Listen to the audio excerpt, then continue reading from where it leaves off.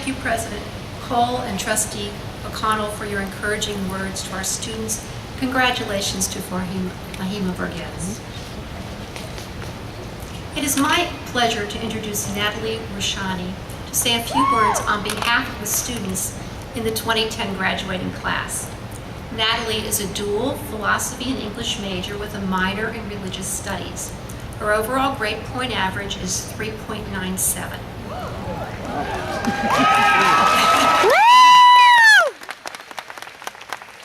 She has been on the Dean's List every semester of her career at Montclair State University and has received numerous prestigious academic awards. Natalie is engaged in campus and community advocacy and service organizations and initiatives. I am proud to announce that she has been chosen for the highly selective Teach for America program to teach in inner-city Philadelphia beginning next month. Please welcome Natalie Rusciani. I love you, Natalie! Woo!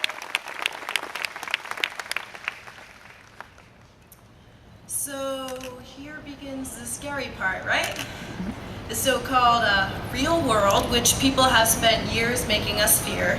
A fate as threatening as a zombie apocalypse, and yet more imminent to the disappointment of many of us. This, we have been told, is where the man on business from Porlock comes in and Xanadu comes crashing down. And if you think that's scary, I have to go back home to the Pine Barrens where the Jersey Devil lurks in my very backyard.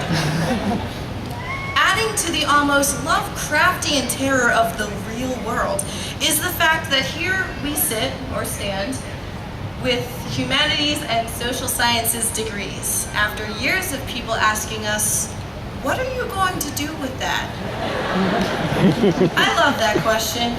I always say, I'm a philosophy major. I can manipulate the universe with my mind. I don't have time for your silly questions.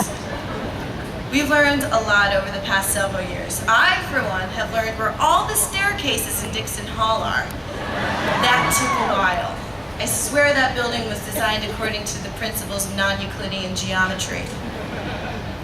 In our worry, however, there is something to remember, I think, and that is this. We made it. We made it here.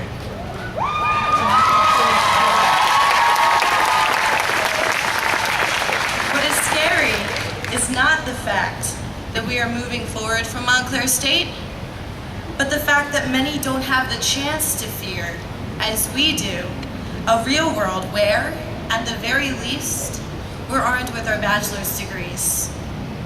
But to everyone who might say that what we have studied for the past several years is somehow not as relevant, perhaps they have said that our passions are for soft science, for something subjective or impractical, let them know that what we have been studying is humanity. And in a world increasingly dominated by money and machines, that is an important thing. Humanity is a word we cannot quite define, but we know one thing for sure. It is a shared affliction. And if, in the years that follow, we forget the great thinkers we have studied over the past several years, Socrates, Moses, Jesus, Muhammad, Buddha, Margaret Mead, Margaret Fuller, Mahatma Gandhi, Dr. Martin Luther King Jr., Mother Teresa, and Neil Peart, if we forget the best that humanity has had to offer, and we don't use our knowledge to help our fellow human beings, then we're proving the cynics right. This is our chance to prove them wrong.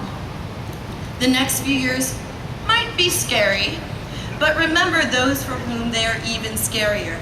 Those who won't make it to college, who won't make it to high school, who might not even make it to tomorrow. This is our chance to show what we have learned from our wonderful professors at Montclair State, even if it is an open-ended question. What is humanity? Now our question is, what can humanity be? That, I think, we can answer, if only through actions and not words. Our liberal arts degrees are only useless if we don't use them to help our fellow human beings. Now, more than ever, it is important that we stand together. Because if the zombie apocalypse does not come in our lifetime, it will be robots. Thank you very much, class of 2010.